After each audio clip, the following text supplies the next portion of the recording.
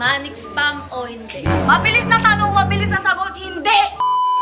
Hi guys! May gagawin kami ngayon. Magpa-fast talk challenge kami. Mga nakikita namin sa Facebook. Talaga? Pero ang ito-fast talk ko ngayon si Pia.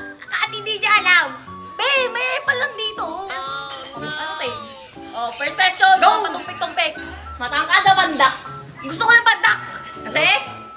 Ayoko na ng mga matatangkad, mga trauma yung mga yan. Ay, totoo. Nasa matangkad ang trauma. Ayoko na ng mga matatangkad. Nasa matangkad ang trauma.